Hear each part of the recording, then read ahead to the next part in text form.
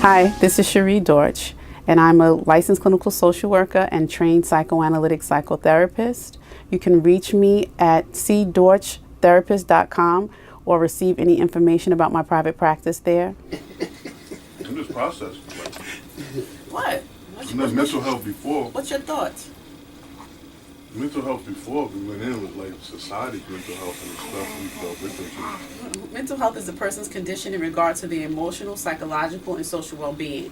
It affects how one thinks, feels, and acts. It also helps determine how one handles stress, relates to others, and makes choices. I mean, your mental health before is determined by your environment that you grew up in.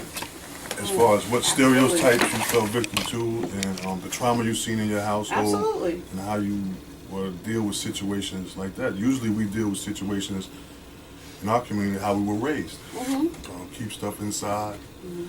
Always been a stigma on mental health. Mental health is just now coming outside and black people are realizing that we need help. One young man in Brooklyn, he just opened an anxiety and depression center in Brooklyn. And I think that's a dynamic step towards And what is it? What is it geared toward? What population is it geared toward? it's right in the hood. I'm not sure So what exactly. It's in the hood, so now people can see it and probably readily accept it. You know what I'm saying? If we see this depression and anxiety storefront inside our neighborhoods, now it's putting that into That is our okay. thing. Yeah, that it's okay to come inside and get some help. I think when I was in school, I started going to therapy because my sister-in-law at the time told me, like, if this is what you want to do, you better go and deal with whatever you need to deal with, right?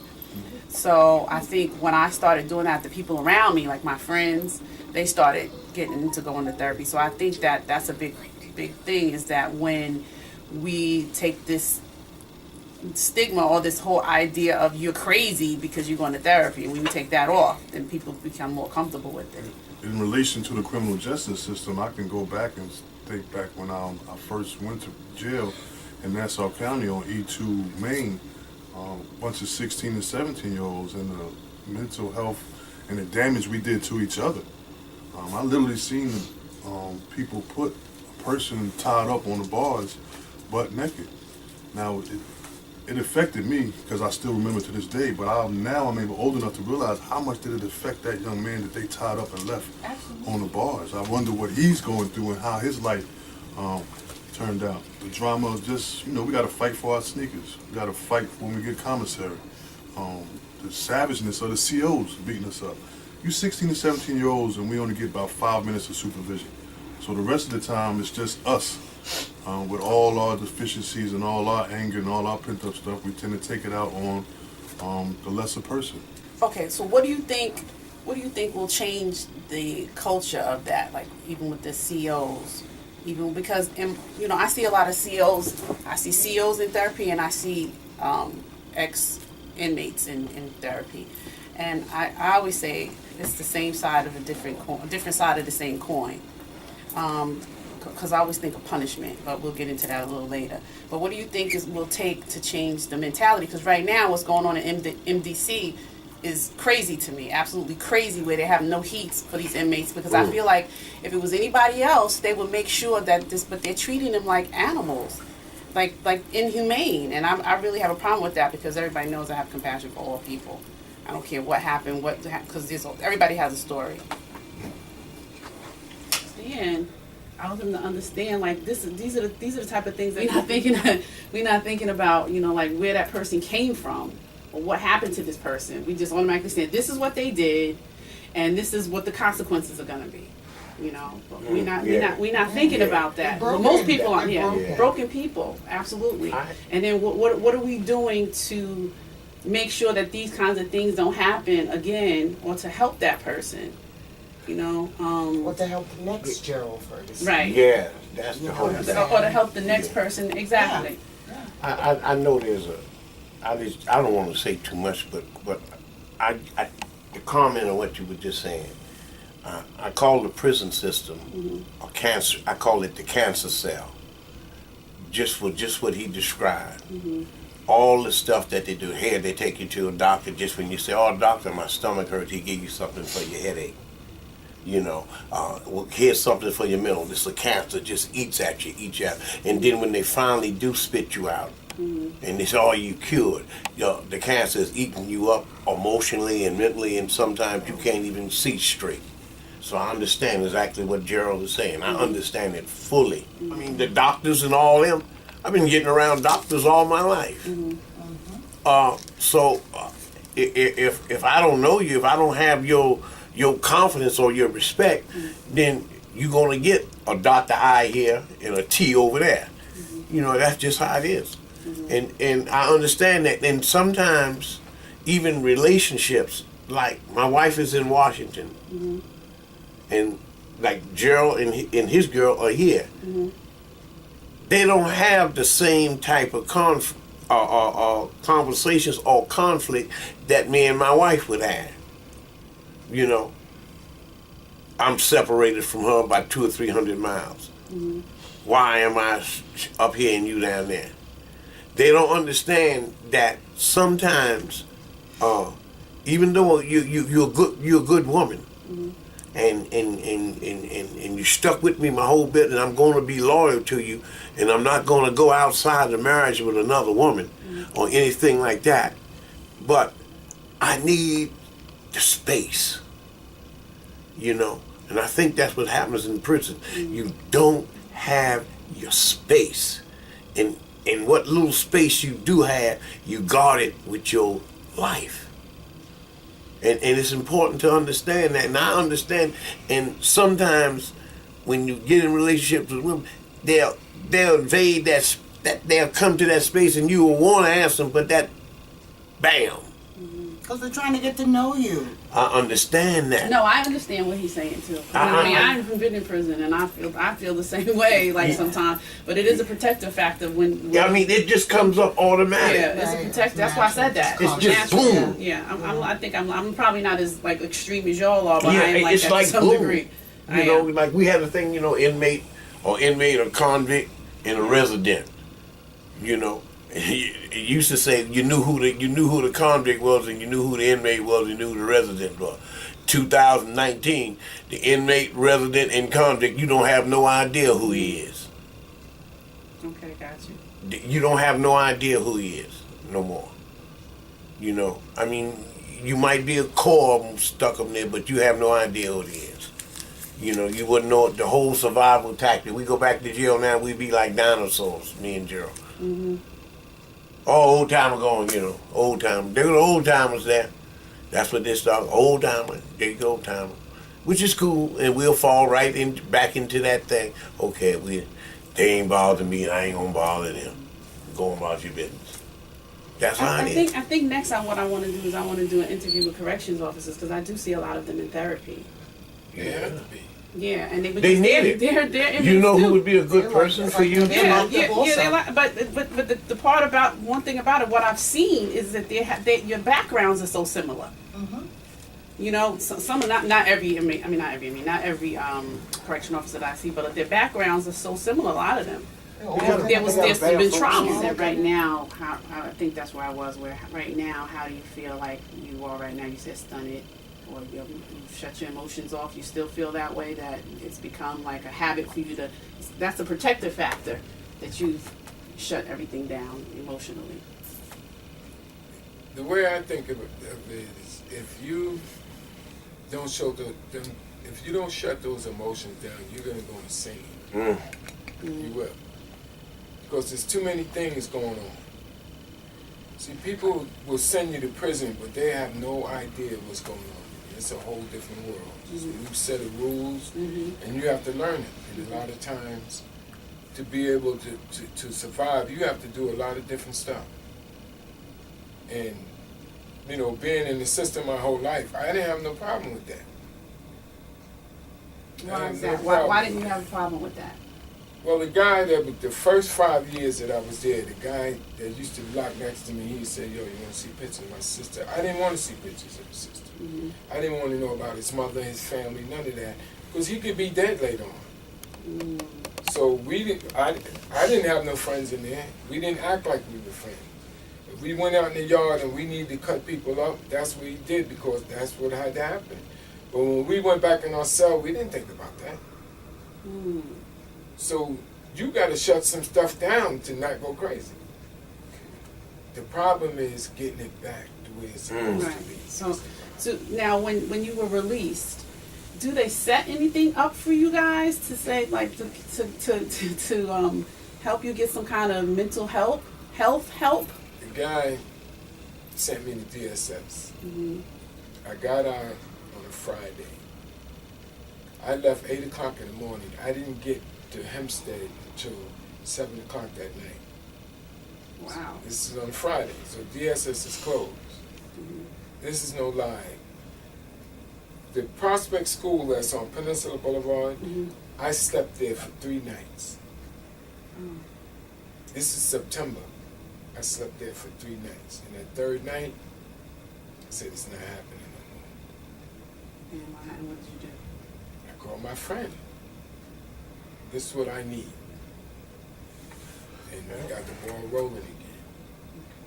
So I had to go back for that. When I came out this time, I went to an organization before I got out for help. They was like, no, we're not helping you. You know, we got other things to do. We got other people to help. And I was mad, like, okay. So when I did get out, I was introduced to them again, and I was like, I'm not going there. You know, why would I go there? And then I had to really sit back and think about what was really going on. Because I said before, I didn't have no epiphany in jail. In my mind, when I came out, all these sheep out here, that's what they get. They're getting ready to get what they're supposed to get. So you were already planning that before you even got out. I have nothing else to think about. So right, so why you weren't thinking about how you? So you weren't thinking at all about how you could change your life, what you could do better, what could work out better for you. You wasn't thinking any of that. Did you feel like it could be better for you? What I did was I got a lot of different information. I learned about criminal thinking, about commitment to change, about parenting, life skills, life management, substance abuse, design for living. I learned all that. So when I went in the parole board, I have something to tell them. And the guy said no. He said no. That none of that matters. But what I didn't get was I did all the wrong things for the right reasons, but I still got the same results. Okay, can you expound on that? And what did you do? I got all that information just to trick them and to let me out. And when I got out, when I met different people to help me kind of like get through this maze I was in, because I was still stuck in my mind. And they kind of guided me, and the information started presenting itself. That's why I started getting into different things in the community. When I started realizing there's a lot of work that I needed to do for me, and there was a lot of damage that I needed to do in the community that I caused. You know, of course, when I sit out here, I think that it's a shame, it's a tragedy what's going on here, especially with these children. And I kind of know how they feel. So you can relate to them. Exactly. So when I looked at why these people didn't help me, I had to really look at why. Because I wouldn't help me neither. I would have looked at that and said, no, you know, I'm not going to waste my time here. But that's the problem with society. How you going to waste time on life? So I think the biggest problem when people come out, not even just coming out of the prison system, but people that's out here that's locked up in their own mind in society, is that there has to be people that's really generally concerned about helping them out, as far as going through that maze that they got, and helping them do that. Have you gotten any kind of counseling since you've been home? I had a counselor in EDNY. They send you to a program when you get out. Okay. If you have anything to do with drugs, they automatically put you in the program. Okay. And I was seeing her for about 3 months. And how was that for you?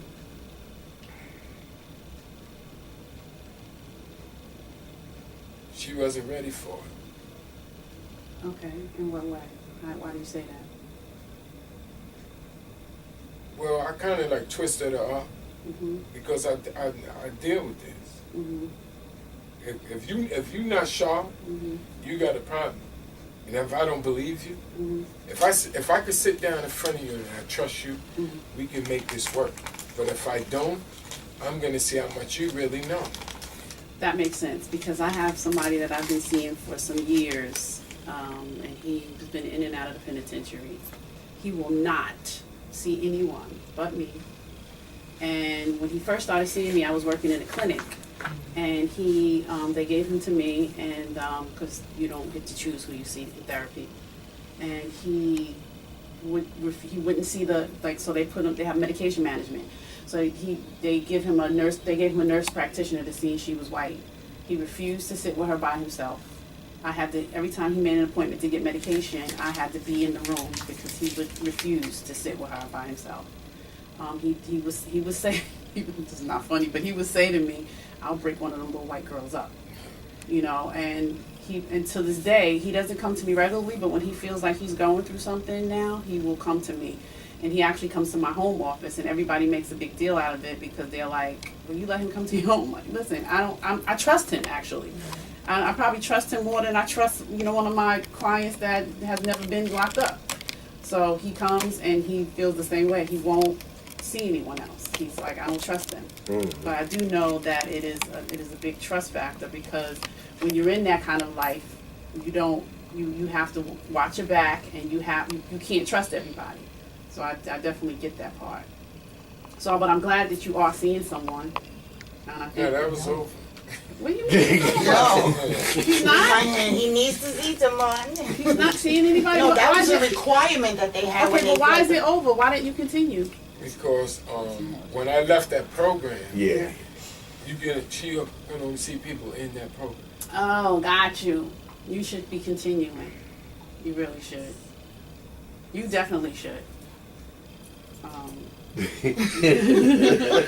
mean, you've had a lot of trauma. You've had a lot of abandonment, rejection. Yes. You've dealt with a lot of things. Do you feel that way? I just took it as it came. Like, all that stuff that's back there is still back there. But it's back there. But you always, your past is always playing out in the present. Always. I don't care what happened to you until you bring it to your conscious awareness of how it's affecting you right now is the only way you're going to be able to change it. I can tell you, Ray, that I couldn't afford to go into that. You couldn't afford to go I into. couldn't afford to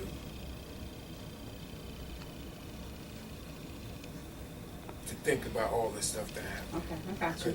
So it's a lot of trauma. It's a lot of trauma, but you don't necessarily have to go into all of it. But you do want to find ways to live a healthier life, and when I say healthy, I mean emotionally and psychologically.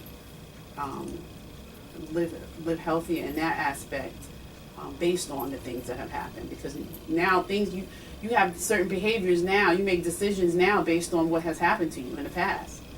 So now, knowing that, what are you going to do right now to make those changes so that you make healthier decisions and be able to live healthier? Well, I learned the thing about information, right, is that a lot of people don't think it's important. Mm-hmm. But most of the information that I kind of got gathered as far as how the mind works, Mm-hmm. I knew that I was going to get in trouble. And at the time, I really didn't care because there was nothing to care about. Right. My biggest problem is this. When my brother died, for about 4 hours before people came, I was sitting there with him. And